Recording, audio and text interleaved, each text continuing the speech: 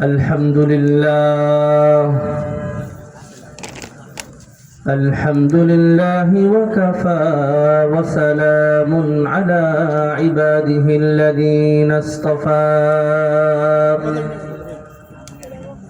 أما بعد فأعوذ بالله من الشيطان الرجيم بسم الله الرحمن الرحيم وما كان لمؤمن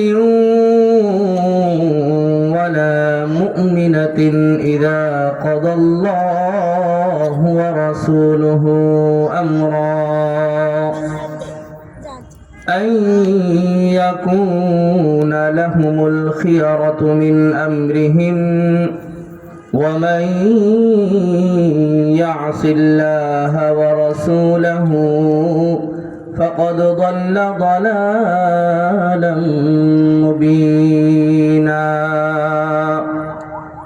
وقال رسول الله صلى الله عليه وسلم كل أمتي يدخلون الجنة إلا من أبى قالوا يا رسول الله من يأبى قال رسول الله صلى الله عليه وسلم من أطاعني دخل الجنة ومن عصاني فقد أبى أو كما قال عليه الصلاة والسلام صدق الله مولانا العلي العظيم وصدق رسوله النبي الكريم ونحن على ذلك لمن الشاهدين والشاكرين سبحان الله وبحمده سبحان الله العظيم সবাই মহব্বতের সাথে দরুদ পড়ি আল্লাহুম্মা সাল্লি আলা মুহাম্মাদ ওয়া আলা আলি মুহাম্মাদ كما صليت على إبراهيم وعلى آل إبراهيم إنك حميد مجيد اللهم بارك على محمد وعلى آل محمد كما باركت على إبراهيم وعلى آل إبراهيم إنك حميد مجيد الحمد لله আল্লাহ রব্বুল আলামিনের দরবারে লাখো কোটি শুকরিয়া যে মহান রব্বুল আলামিন সপ্তাহের শ্রেষ্ঠতম দিন জুমার দিন আদায় করার পর অতিবাহিত করার পর আরেকটি নতুন দিনের সূচনা লগ্নে সন্ধ্যার পর থেকে ধারাবাহিকভাবে কোরআনের এই মাহফিলে হাদিসের এই মাহফিলে আল্লাহর দিন চর্চা হয় যে মাহফিলে সেখানে আমাদেরকে আসার বসার তৌফিক দান করেছেন শুকরিয়া আদায় করি আলহামদুলিল্লাহ। এই দিনই মুযাকারা আজকে আমরা যেমন এখানে বসছি কোরআন এবং হাদিসের কথা শুনছি ঠিক এই মুযাকারার সিলসিলা চালু হয়েছে জনাবে মুহাম্মদুর রাসূলুল্লাহ সাল্লাল্লাহু আলাইহি ওয়াসাল্লামের জমানা থেকে।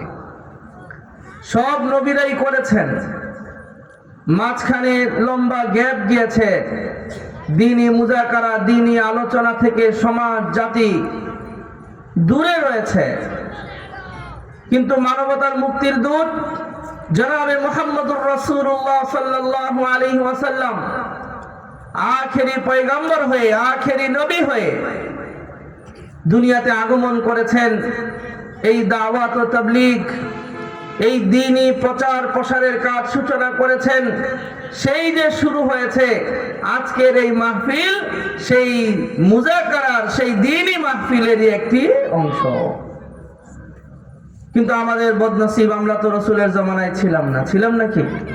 রসুলের জমানায় থাকলে তো রসুলের মজলিসে বসে রসুলের মুবারক মুখ থেকে কথা শুনতে পারতাম না, কি বলেন? কিন্তু আমাদের তো বদনসিব। আবার খুশনসিবও আছে। আল্লাহর রসুল বললেন, আমি হাসরের দিন হাউজে কাউসারের পাশে পেয়ালা নিয়ে দাঁড়িয়ে থাকবো আমার ভাইদেরকে পানি পান করানোর জন্য। সাহাবায়ে কেরাম বললেন, ইয়া রাসূলুল্লাহ, আপনার ভাই কারা? আমরা তাহলে কি? আল্লাহর রসুল বললেন, তোমরা তো আমার সাহাবী, আর যারা আমাকে দেখে নাই, জানে নাই, তারা আমার প্রতি যারা ঈমান আনবে, আমাকে না দেখেও আমি আল্লাহর রসুল ঘোষণা দিলাম তারা হচ্ছে আমার ভাই। কেমন লাগে বলেন? আল্লাহর রসুল যদি ভাই বলে হাসরের দিন ডাক দেয়, মনটা কত বড় হয়ে যাবে। আল্লাহু আকবার। তারপর একটা আক্ষেপ তো মনে থেকে যায়, থাকে কিনা? জন্ম আমার নবীর যুগে হলে কেমন হতো, জন্ম আমার নবীর যুগে হলে কেমন হতো, দুনয়নে রাসূল পাক দেখিলে কেমন হতো, দুনয়নে রাসূল পাক দেখিলে কেমন হতো, জন্ম আমার নবীর যুগে হলে কেমন হতো, আসতো ভেসে হযরতে বেলালের মধুর আযান, যে আযানে ছিল এমন প্রেম মুগ্ধ রহমান, আসতো ভেসে হযরতে বেলালের মধুর আযান, যে আযানে ছিল এমন প্রেম মুগ্ধ রহমান, দয়াল নবীর পিছে নামাজ পড়লে কেমন হতো, দয়াল নবীর পিছে নামাজ পড়লে কেমন হতো, দিনী কত আলোচনায় থাকতাম আমি অধম, সামনে রাসূলে পাক হতো, পাশে সাহাবাগণ, দিনী কত আলোচনায় থাকতাম আমি অধম, সামনে রাসূলে পাক হতো, পাশে সাহাবাগণ, আবু বকর ওমর উসমান আলী সঙ্গী কেমন হতো, আবু বকর ওমর উসমান আলী সঙ্গী কেমন হতো, দুনয়নে রাসূল পাক দেখিলে কেমন হতো, দুনয়নে রাসূল পাক দেখিলে কেমন হতো, জন্ম আমার নবীর যুগে হলে কেমন হতো।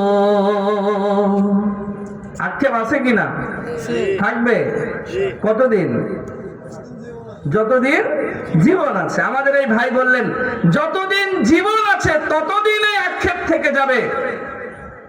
এই আক্ষেপ ঘুচানোর, এই আক্ষেপ শেষ করার একটা রাস্তা আছে। আছে কিনা? আল্লাহর রসুলকে স্বপ্ন যোগে দেখার দুনিয়াতেই সুযোগ আছে না নাই? আছে। আছে। কার কার আল্লাহর রসুলকে স্বপ্নে দেখার ইচ্ছা আছে?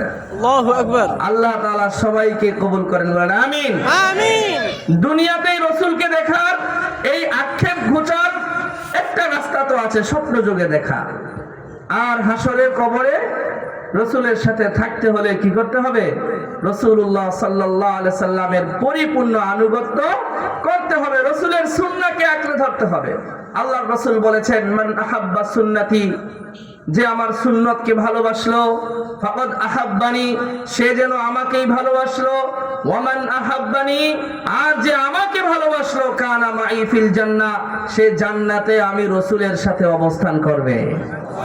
সুবহানাল্লাহ। তো আসতে বললে হবে।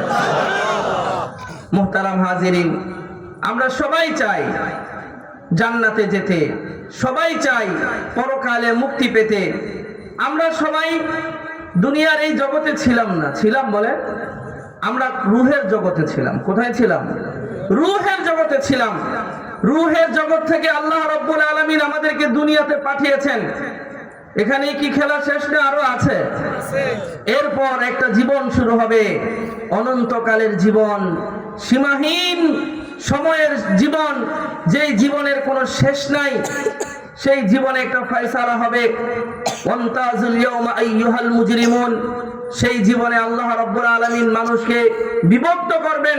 আজকে আমি আপনি একজন আল্লাহর ওলি, আমি আপনার পাশে বসে আছি।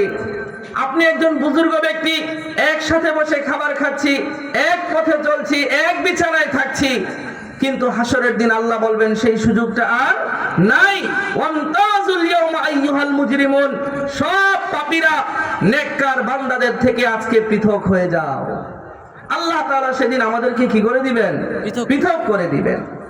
সেই দিন যে পৃথক হবে, ইয়াওমা তাবিয়াদ্দু ওয়ুজুহু ওয়া তাসওয়াদ্দু ওয়ুজুহ, যেদিন কিছু মানুষের চেহারা আলোক উজ্জ্বল হবে, চেহারা থেকে নূর চমকাবে, আবার কিছু মানুষের চেহারা কালো কৃষ্ণকায় হবে।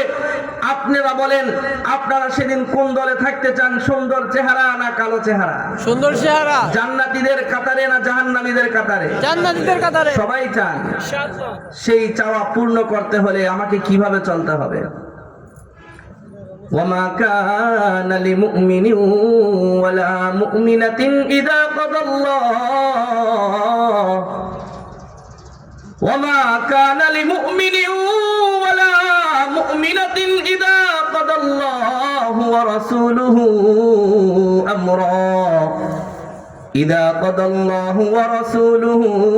أمرا أن يكون لهم الخيرة من أمرهم ومن يعص الله ورسوله فقد ضل ضلالا مبينا।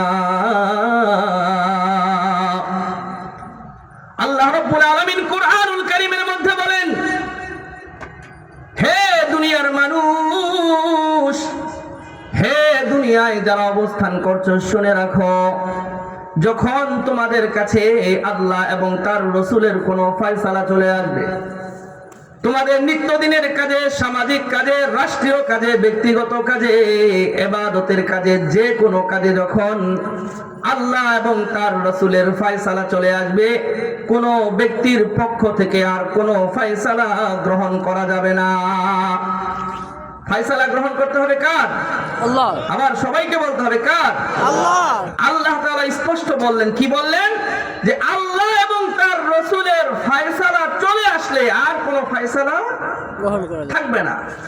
ইন্নামা কানা কাওলাল মুমিনিনা ইযা দুউ ইলাল্লাহি ওয়া রাসূলিহি, যখন কোন মানুষকে আল্লাহ এবং তার রাসূলের ফয়সালার দিকে ডাকা হবে, তখন প্রত্যেকটা মুমিনের কথা হতে হবে সামি'না ওয়া আতা'না, শুনলাম এবং মান্য করলাম।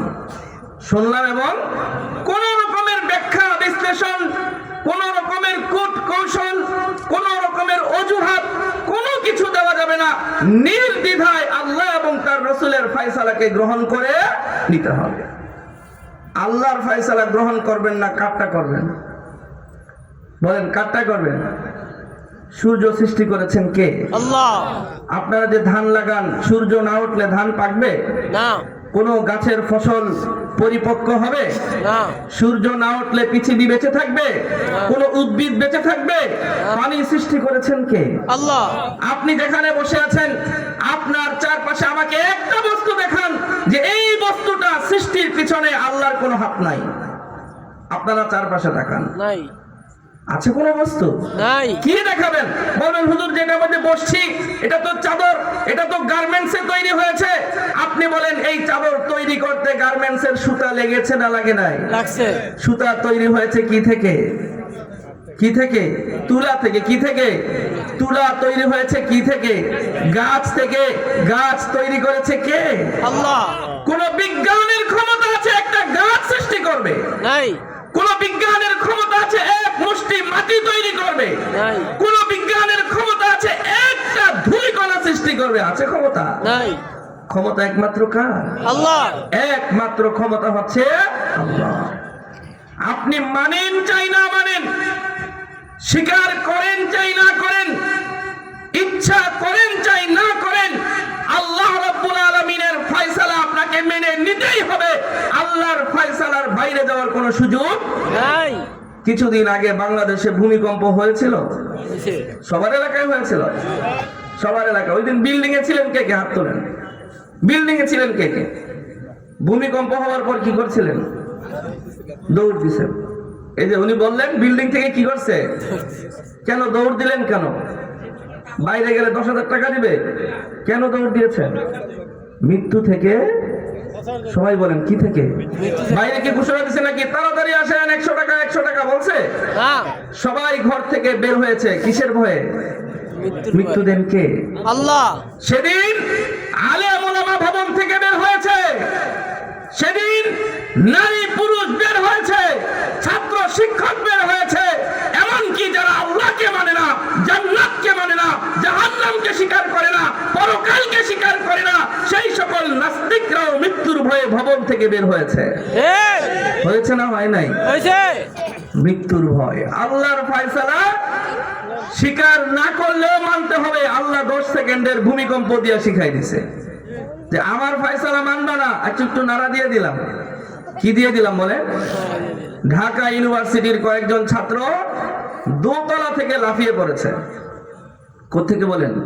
তাদের ছাত্রাবাস থেকে দোতলার উপর থেকে লাফিয়ে পড়েছে। কারো হাত ভেঙেছে, পা ভেঙেছে। আপনারা বলেন দোতলা থেকে নামার সিঁড়ি ছিল না ছিল? ছিল না নাই হয়ে গেছিল? গিয়া দেখে সিঁড়ি আর নাই, জন্য লাফায় পড়ে গেছে। এই জন্য না। এই ছেলেগুলো দোতলা থেকে কেন লাফ দিল?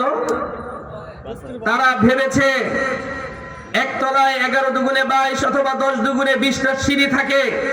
এই 20টা সিঁড়ি নামতে নামতেই মনে হয় আমার মৃত্যু চলে আসবে। এই ভয়ে তো লাফিয়েছে নাকি? আপনি বলেন এমন একটা ভয় সৃষ্টি করার জন্য আল্লাহ রাব্বুল আলামিনের কতটুকু সময় নিতে হয়েছে? ভূমিকম্প কি 10 ঘন্টা যাবত হয় নাকি? আপনাদের খারাপ লাগছে আমার কথা শুনতে? না। মনে মনে ভাবতেছেন কোন বক্তার লেগা বইলাম আর কোন বক্তা ধরাই দিল নাকি? দেখাইলো এক মায়া ধরাই দিল। আগের দিনে নাকি এটা খুব ছিল, আমার বাচ্চা ছাড়া শোনায়। আগের দিনে নাকি এটা খুব ছিল, এক মাইয়া দেখাইতো বিয়ার দেখতে গেলে, বিয়ার দিন আরেকটা সাজা গুজায় দিয়ে দিত। আজকে তো সেই কাহিনী চলছে নাকি? তবে অনেক চেহারায় আমার পরিচিত, আমার এখানে নামাজ পড়েন বা আমাকে চিনেন। যাই হোক, দিনই কথা তো দিনই কথা। কি বলেন? আমি আমল করার নিয়তে আমি, তারপর আপনারা শুনলে আপনাদের ফায়দা হলো। আল্লাহ তাআলা যেন সবাইকে আমল করার তৌফিক দান করেন। ভূমিকম্প কি 10 ঘন্টা সময় নিয়ে হয়? 10 সেকেন্ডের ভূমিকম্প। 1 মিনিট করলে তো কাম সারছে। দাদাই বলল কাম সারছে। সুতরাং আমি স্পষ্টভাবে বলতে চাই, কিছুদিন আগে ভূমিকম্প গিয়েছে। আওয়ামী লীগ নয়, বিএনপি নয়, কোন রাজনৈতিক দল নয়, কোন বৈশ্বিক পরাশক্তি নয়, একমাত্র ভয় করতে হবে মহান আল্লাহ রাব্বুল আলামিনকে। সিদ্ধান্ত একমাত্র মেনে নিতে হবে কার? আল্লাহ। আল্লাহ। আল্লাহ রাসূল সাল্লাল্লাহু আলাইহি সাল্লাম বললেন, কুল্লু উম্মতি ইয়াদখুলুনাল জান্নাতা ইল্লা মান আবা। আমার সকল উম্মত জান্নাতে যাবে, শুধুমাত্র সে ছাড়া যে অস্বীকার করবে। জান্নাতে যেতে কি করছে? অস্বীকার করেছে। আপনারা যারা এখানে বসছেন, আপনাদেরকে জিজ্ঞাসা করি জান্নাতে যেতে কে কে চান না? হাত তুলবেন। কেউ অস্বীকার করার লোক কেউ আছে? নাই। কেউ তো জীবনে মুখ ফুটে এই কথা বলবে না, না না না আমি জান্নাতে চাই না, যেতে চাই না, এই কথা কেউ বলবে? সাহাবায়ে কেরাম অবাক হলেন, ইয়া রাসূলুল্লাহ, অস্বীকার কারা করবে? আল্লাহর রাসূল সাল্লাল্লাহু আলাইহি সাল্লাম বললেন, মান আতাআনি দাখালাল জান্নাহ। যারা আমার আদেশ মেনে নেবে, আমার আনুগত্য করবে, বুঝতে হবে তারা জান্নাতে যেতে চায়। আর যারা আমার আনুগত্য মেনে নেবে না, বুঝতে হবে তারা জান্নাতে যেতে অস্বীকৃতি জানায়। ঠিক কি জানায় বলেন? যেই লোক সুন্নাহর উপর চলে না, যেই লোক কোরআন এবং সুন্নাহর নির্দেশনাকে মেনে নেয় না, সে যেন এটাই বোঝাতে চাচ্ছে যে আমার জান্নাতের দরকার নাই। এটা সত্যি কথা। এটা কি কথা বলেন? সে যেন প্রকারান্তরে এটাই বোঝাতে চাচ্ছে যে আমার জান্নাতে যাওয়ার কোনো দরকার নাই। আপনাদের দরকার আছে না নাই? আছে। আল্লাহ তাআলা সবাইকে কবুল করেন। আমিন। আপনাকে আল্লাহ তাআলা যা দিয়েছেন পৃথিবীর কোন ক্ষমতাবান সেটা দিতে পারবে? আমার বাসায় রাজমিস্ত্রির কাজ চলছে 4 তলার উপর, আমি নিজে সেখানে উপস্থিত। রাজমিস্ত্রি হাতুড়ি দিয়ে স্টিল তার কাটা, ছিলেন তো আপনারা? স্টিল তার কাটা আছে একটা, কিন্তু বাঁকা হয় না, ভেঙে যায়। জোরে বাড়ি দিলে কি হয়ে যায়? ভেঙে যায়, বাঁকা হয় না। আমার সামনে রাজমিস্ত্রি হাতুড়ি দিয়ে স্টিল তার কাটায় কাজ করতে গিয়ে বাড়ি দিল, সাথে সাথে তার কাটাটা ভেঙে তার চোখে আসা লাগলো। কোথায় লাগছে বলেন? চোখে। আল্লাহর কি কুদরত! এই তার কাটা চোখের ভিতরে লাগার আগ মুহূর্তে তার চোখের পলক বন্ধ হয়ে গেছে। সুবহানাল্লাহ বলেন। কি বলেন? সুবহানাল্লাহ। আমাকে বললেন, হুজুর যদি আর একটু সময় আমার চোখটা খোলা থাকতো, আজকে আমার চোখটা নষ্ট হয়ে যেত। কি হয়ে যেত? আমি তাকে জিজ্ঞেস করলাম, চোখটা আপনারাই বলেন, যেই দ্রুত গতিতে তার কাটা চোখে আসছে তার পক্ষে বোঝা সম্ভব তার কাটা চোখে আসছে না কোন দিকে যাচ্ছে? কথা বলেন না কেন? তার কাটা যে চোখেই আসছে এটা বোঝা সম্ভব? এটা তো রকেট গতিতে আসছে। আমি তাকে জিজ্ঞেস করলাম, চোখটা কি আপনি নিজে নিজে বন্ধ করছেন? কয় না। কি বলে বলেন? আপনি বলেন তার কাটা চোখে পৌঁছার আগে 1.5 ফিট দূরত্ব থেকে রকেট গতিতে একটা ভাঙা তার কাটা চোখে আসার আগে চোখের পলক বন্ধ করে দিয়েছেন কে? আল্লাহ। আল্লাহু আকবার। আমি তাকে বললাম, শুকরিয়া আদায় করেন। আসমান থেকে আপনার কোন নেক আমলের কারণে ফয়সালা হয়েছে, আপনি জানতেন না তার কাটার টুকরা কোন দিকে যাবে। আপনি হাতুড়ি দিয়ে বাড়ি দিয়েছেন, তার কাটার টুকরা হয়েছে, সে ছুটে চলেছে আপনার চোখের দিকে। আসমান থেকে আপনার চোখের পলকের মালিক আদেশ দিয়েছেন, এই চোখের পলক বন্ধ হয়ে যা। সাথে সাথে চোখের পলক কি হয়েছে? আপনারা মাঝে মাঝে যখন অটো দিয়ে, সিএনজি দিয়ে, গাড়ি দিয়ে যাবেন বা রাস্তা দিয়ে যাবেন, হঠাৎ করে কোত্থেকে এক পোকা এসে চলে আসে, আসে কিনা? দেখবেন যে পোকা চোখে পড়ার আগে চোখ বন্ধ হয়ে যায়। খুব কম পোকা চোখে ঢুকতে পারে, অধিকাংশ সময় দারোয়ানদের কাছে আটকা পড়ে যায়। যায় কিনা? আপনার বাবা 14 গোষ্ঠী মিলে আপনারা সিদ্ধান্ত নিয়েছেন পোকা আসার আগে চোখ বন্ধ হয়ে যাবে। ফয়সালা কার? সুতরাং আপনি এই রবের ফয়সালা মানবেন না তো কার ফয়সালা মানবেন? আজকে রবের ফয়সালার কথা বললে, কোরআন এবং সুন্নাহর ফয়সালার কথা বললে অজুহাতের শেষ নাই। 40 বছর যাবত চরমনায় যায়, 40 বছর যাবত চিল্লায় যায়, মেয়ের বিয়েতে, ছেলের বিয়েতে গায়ে হলুদ করে। কিও চাচা, আপনি না চরমনায় যান, আপনার ছেলে গায়ে হলুদ? একটাই ছেলে। কি অজুহাত বলে? একটাই ছেলে। অজুহাত দিছে কি? একটাই ছেলে। বলেন একটা ছেলে দিয়েছে কে? আল্লাহ। যদি তাকে এই একটা ছেলে আল্লাহ না দিত, এমন কোন মাজার আছে জেনে যাওয়া বন্ধ হইতো? জেনে যাইবো, হুজুর দোয়া করেন আমার জন্য একটা পোলা হয়। বট গাছ দেখলে বট গাছেই সিজদা দেওয়া শুরু করবো। যখন একটা দম্পতির সন্তান হয় না, সন্তানের জন্য যখন সে বেকুল হয়ে যায়, বাঙালি দেখেন না কিছুদিন ভালোই চলে, সন্তানের আশায় মানুষ মাজারে গিয়ে চায় কিনা? চাই। আপনাদেরকে একটি মজার একটা কথা বলি, মাজার কথা। আমরা প্রত্যেক নামাজের মধ্যে সূরা ফাতিহা পড়ি কিনা? এটা অপ্রাসঙ্গিক, আমি সাধারণত এক আলোচনা করলে সেটাই কথা বলি, বাইরে যাই না। যেহেতু চলে আসলো আমি বলছি, প্রত্যেক নামাজে সূরা ফাতিহা পড়তে হয়, হয় কিনা? কেন? অন্য তো কত সূরা আছে। সূরা ইখলাস পড়তো, যে প্রত্যেক নামাজে কুল আল্লাহ পড়তে হবে, প্রত্যেক নামাজে কুল আউযু বিরাব্বিন নাস পড়তে হবে। কোনটা না দিয়ে দিয়েছে কোনটা? কেন? সূরা ফাতিহায় এমন কিছু শিক্ষা আছে, সূরা ফাতিহায় এমন কিছু কথা আছে যেটা ৬২৩৬ আয়াতের সার নির্যাস। ১১৪ সূরার সার নির্যাস হলো সূরা ফাতিহা। আপনারা বলেন সূরা ফাতিহার মধ্যে একটা আয়াত আছে কিনা? ইয়াকা না'বুদু ওয়া ইয়াকা নাস্তাঈন আছে? ইয়াকা না'বুদু ওয়া ইয়াকা নাস্তাইন। এই আয়াতের মধ্যে যে কি বললেন কোনদিন ভাইবা দেখেন নাই। এই আয়াতের তরজমা হলো, হে আল্লাহ, ইয়্যাকা না'বুদু, একমাত্র আপনারই ইবাদত করি। এটা অর্থ কি বলে? ইয়্যাকা না'বুদু, একমাত্র আপনারই ইবাদত করি। সবাই বলতে হবে, কি আছে এতে? একমাত্র, বলেন, আপনারই ইবাদত করি, একমাত্র আপনার কাছেই সাহায্য চাই। আছে কিনা? কিন্তু এক বাবা বিয়ে হয়েছে, 10 বছর হয়ে গেছে, সন্তান হয় না, গিয়েছে শাহজালালের মাজারে। কার মাজারে বলেন? শাহজালাল মাজারে। আপনারা কেউ গেছেন? সাধারণত মাজারগুলোতে কিন্তু মসজিদ থাকে, থাকে কিনা? আমাদের পুরান বর্ষিয়া ল্যাংটার বাড়িতে মসজিদ আছে। মানুষ কত পাগল!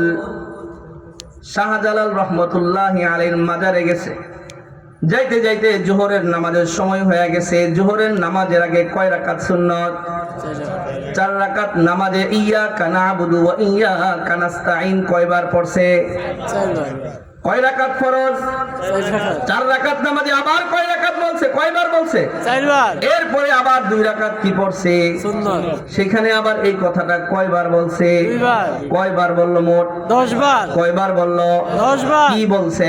হে আল্লাহ, একমাত্র আপনারই ইবাদত করি এবং একমাত্র আপনার কাছেই সাহায্য চাই। বলছে কিনা বলেন? বলছে। এই হাদারাম জোহর নামাজ পড়ে 10 বার আল্লাহ রাব্বুল আলামিনকে কসম খেয়ে বলল, হে আল্লাহ, একমাত্র আপনারই ইবাদত করি, আপনার কাছেই সাহায্য চাই। 10 বার বলার পরে মসজিদ থেকে সিঁড়ি দিয়া নাইমা কবরে গিয়া বলে, বাবা, আমার 10 বছর বিয়ের হয়ে গেল, আমি এখনো বাপ হইতে পারি নাই, আমার একটা সন্তান দিয়া দাও। নাউজুবিল্লাহ। মাত্র 10 বার বলে আসলো আল্লাহকে। কয়বার বলে? 10 বার। 10 বার বলে আসলো, হে আল্লাহ, আপনার ইবাদত করি, আপনার কাছেই সাহায্য চাই। এই হাদারাম পড়ে নাই তো কোনদিন, তো কোরআনের মর্ম বোঝার চেষ্টা করে নাই। জুমার দিন যায় কোন টাইমে হুজুরে খুতবায় দাঁড়ায়? ওই টাইমে। ঠিক। আধা ঘন্টা আগে গেলে 52টা জুমা বছরে আমি আমার মসজিদে বলি মুসল্লিদেরকে, আলহামদুলিল্লাহ, আমার মসজিদের মুসল্লি যারা আছে, আমার নামাজ আমি বয়ানে ওঠার আগে মসজিদের ভিতরে ফুল হয়ে যায়। আমি বলেছি, দেখেন, আমি কি বলি না বলি, মেহনত করে আসি, পড়াশোনা করে আসি, অলসতা করবেন না। বছরে 52 দিন ক্লাস করেন, 52টা জুমা পড়েন। কোন মসজিদের সচেতন ইমাম যদি গবেষণা করে, মুতালা করে, পড়াশোনা করে 52টা জুমা বছরে পড়ায়, আর সেই মহল্লার লোকেরা নিয়মিত ঠিক মতো বয়ান শুনে 52টা জুমা পড়ে, ওই মহল্লার মানুষের ঈমান আকীদা ঠিক হয়ে যাবে। ঠিক। হবে কিনা? ঠিক। যাই হলো কখন? আগে কেউ কেউ আছে খবর নেই জিলাপি আছে না নাই, থাকলে জামু, না থাকলে নাই, বুঝেন নাই? আর কেউ আছে টাইম তো ভালোই জানে কোন টাইম ইমাম দাঁড়াবে, কোন টাইমে কি। তো যাই হোক, মাঝখানে প্রসঙ্গ আসলো, আমি কথাটা বলছিলাম যে আল্লাহ রাব্বুল আলামিনের ফয়সালা মেনে নিতে আমরা বাধ্য। ওই যে অজুহাত বললো, আমার একটাই ছেলে। কয়টা ছেলে? একটাই ছেলে। আশ্চর্য ব্যাপার, একটা ছেলে, এই জন্য তার বিয়েতে সকল অন্যায় ও বিচার করা যাবে না। অজুহাতের শেষ নাই। এই অজুহাত সেই অজুহাত, আপনি তাকে হাজারটা কথা বলবেন। অনেক মা বাবা আছে সন্তানদেরকে মহিলা মাদ্রাসায় পড়ায়, মেয়েদেরকে। কাদেরকে? শুনলে অবাক হবেন। আমাকে আমার ভবরচরের দোকানদারদের সাথে নিয়মিত কথা হয়, বললো, হুজুর, মাঝে মাঝে অনেক মেয়েরা বোরকা পরে আসে, মাঝে মাঝে বোরকা পরে আসে না। তো জিজ্ঞাসা করি, কি গো, কালকে এলেন বোরকা পরে, আজকে দিছে আবার কামিজ পরা? কয়, কালকে জামাটা ময়লা ছিল, এর লেগে বোরকাটা পরে আইছে। কথা বুঝেন নাই? ময়লা জামা মানুষে দেখবে, ধোয়া জামা নাই, পরিষ্কার জামা নাই, বোরকা দিয়ে ঢাইকে আসছে, সে তো বোরকা আল্লাহকে খুশি করার জন্য পরে নাই, পড়ছে। তার অজুহাত, আজকে জামা ময়লা, আজকে বোরকা পরে জামাকে ঢেকে আসলাম, কালকে জামা পরিষ্কার, আজকে আর কোনো আল্লাহ খোদার নাম নেওয়ার দরকার নাই। অজুহাত আর অজুহাত। খাইবারের যুদ্ধের ময়দানে কি মানুষ ফ্রিজ বলে খাবার নেওয়া যায় নাকি? কথা বলেন নাকি? জি না। যুদ্ধের ময়দানে বের হইলে মানুষ কি মন মতো গাদা গোড়া বইরা খাবার নিয়ে যায়? যুদ্ধের ময়দান, সেখানে সব কিছু মেপে মেপে চলতে হয়, সব কিছু সচেতনতার সাথে করতে হয়। খায়বারের যুদ্ধ, সাহাবায়ে কেরাম রান্না বসিয়েছেন, খাবার খাবেন। যুদ্ধের ময়দানে শক্তি দরকার আছে না নাই? আছে। শরীরে যদি শক্তি না থাকে যুদ্ধ করবে কিভাবে? শক্তি লাগবে কিনা? সাহাবায়ে কেরাম রান্না বসিয়েছেন, আল্লাহর রাসূল সাল্লাল্লাহু আলাইহি সাল্লাম তাঁবুতে বসে আছেন। এক সাহাবীর সাথে কথা হচ্ছে, সেই সাহাবীকে বললেন, সাহাবীরা কি করছে? খাবার রান্না বসিয়েছে। আজকে কি রান্না বসিয়েছে? ওই সাহাবী বললেন, ইয়া রাসূলুল্লাহ, গাধার গোশত রান্না করা হচ্ছে। কিসের গোশত? গাধার গোশত। যাও সবাইকে বলে দাও গাধার গোশত খাওয়া জায়েজ নাই। গাধার গোশত খাওয়া জায়েজ নাই। এটা কি বাড়ি ঘরের ঘটনা না যুদ্ধের ময়দানের ঘটনা? যুদ্ধের ময়দানের ঘটনা। কথা বলেন। যুদ্ধের ময়দানের ঘটনা। সাহাবী গিয়ে বললেন, ও ভাই সব, রাসূলুল্লাহ সাল্লাল্লাহু আলাইহি ওয়াসাল্লাম বলেছেন গাধার গোশত খাওয়া জায়েজ নাই। খোদার কসম, বুখারীর বর্ণনা, মুসলিমের বর্ণনা, প্রত্যেকটা পাতিলের মধ্যে গাধার গোশতগুলো টকবক টকবক করছিল। কিছুক্ষণের মধ্যেই খাবারের উপযুক্ত হয়ে যাবে। এই খাবার যদি এখন না খায়, নতুন করে খাবার তৈরি করতে হবে, অনেক সময় লাগবে। নানান রকমের অজুহাত দাঁড় করানোর মতো ছিল। কিন্তু সাহাবায়ে কেরাম যখনই আওয়াজ শুনেছেন যে আল্লাহর রাসূলের ঘোষণা গাধার গোশত খাওয়া জায়েজ নাই, প্রত্যেকটা সাহাবী প্রত্যেকটা পাতিল ধাক্কা দিয়ে দিয়ে পাতিলের সকল গোশতগুলোকে মাটির মধ্যে ফেলে দিয়েছে। ওই যে দাদা কয়েকটাই পোলা, কয়টা পোলা? একটাই। ওনার মতো লোক সেখানে থাকলে বলতো, এই আচ্ছা আমরা 10 জন রসুলের কাছে যাই। রসুলের কাছে কি যাই, আমরা গিয়া বিষয়টা বোঝায় বলি যে রসুল আগে তো জানতাম না, এবার যাও আর হয়েছে। বলেন এরকম একটা অজুহাত দাঁড় করানোর মতো ছিল কি ছিল না? ছিল কি ছিল না? হতে পারতো। কিছু লোক বলতে পারতো, আরে মাত্র না এই বিধান নাজিল এলো, রসুলের কাছে যাওয়ার দরকার নাই, এবার খায়ালাই, পরের বার থেকে আমরা আর কি করবো না, গাধার গোশত খাবো। আমি আর আপনি সেইখানে থাকলে এই ফতুয়াই চলতো। সত্য না মিথ্যা? সবার প্রতি বদধারণা করলাম, আল্লাহ আমাকে মাফ করুক। আমি হয়তো হলে এরকম করতাম। সাহাবায়ে কেরাম, ওয়ামা কানা লিমুমিনিন ওয়ালা মুমিনাতিন ইযা কাদাল্লাহু ওয়া রাসূলুহু আমরা, আল্লাহ এবং তার রাসূল যখন কোনো ফয়সালা দিয়ে দিবেন, তখন নিজেদের পক্ষ থেকে আর কোনো ফয়সালা হতে পারে না, পারে না, পারে না, পারে না। কোরআন এবং সুন্নাহর ফয়সালার বাইরে গিয়ে মুমিনের জীবনে আর কোনো ফয়সালা থাকতে, ওরে বাবা, মানুষের অজুহাত শুনলে আপনি অবাক হয়ে যাবেন। মানুষ আজকাল রুচিতে ধরলে ইসলাম মানে, রুচিতে না ধরলে ইসলাম কি? আর আল্লাহর ফয়সালা, কিসের নবীর ফয়সালা? এগুলো পরের কথা। মুসলিম সমাজে বড় হয়েছে, একটা কালচারের মধ্যে বড় হয়েছে, একটা নিয়ম নীতির মধ্যে সে বড় হয়েছে। তার কাছে এই নিয়ম নীতিটাই সব। এই নিয়ম নীতিটাই কি? আমি একটা উদাহরণ সব জায়গায় মাঝে মাঝে দেই, হয়তো আমার মুসল্লিরা থাকলে ওনারা আগে জানবেন, আপনারা নতুন যারা শোনেন। একজন ব্যক্তির 3টা মেয়ে। কয়টা মেয়ে? 3টা। কয়টা মেয়ে? 3টা। 3 মেয়ের মধ্যে 2 মেয়ের বিয়ে দিয়ে দিছে। কয় মেয়ের? ইজাব কবুল। মুসলমানের বিয়ের মধ্যে কি বলে? অমুকের ছেলে অমুকের সাথে এত টাকা দেনমোহরে তোমার বিবাহের প্রস্তাব দেওয়া হচ্ছে, রাজি থাকলে বলো কবুল। বলে কি না? এক ভাইয়ের 3টা ছেলে 3টা মেয়ে, 2 মেয়ের বিয়ে হয়ে গেল।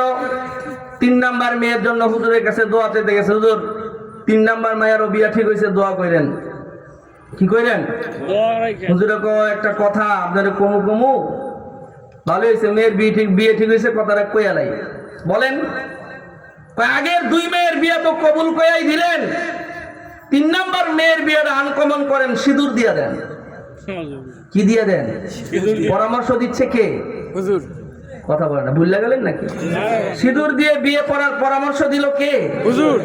ইমাম সাহেব বলেন, ইসলামের বিয়ের মধ্যে কি সিঁদুর আছে নাকি? নাই। হুজুর বললেন, কেন বললেন? একটু পরে আসতেছে ঘটনা। একটু পরে কি সিঁদুর দিয়ে দেন। ছেলে আর মেয়ে, ছেলে সিঁদুর দিয়ে দিবে, মেয়ের কপালে বিয়ে হয়ে যাবে হিন্দুদের মতো। আনকমন একটা ব্যতিক্রম হলো। আগের 2 বিয়ে তো একরকমই দিয়েছেন, এটা একটু ব্যতিক্রম করেন।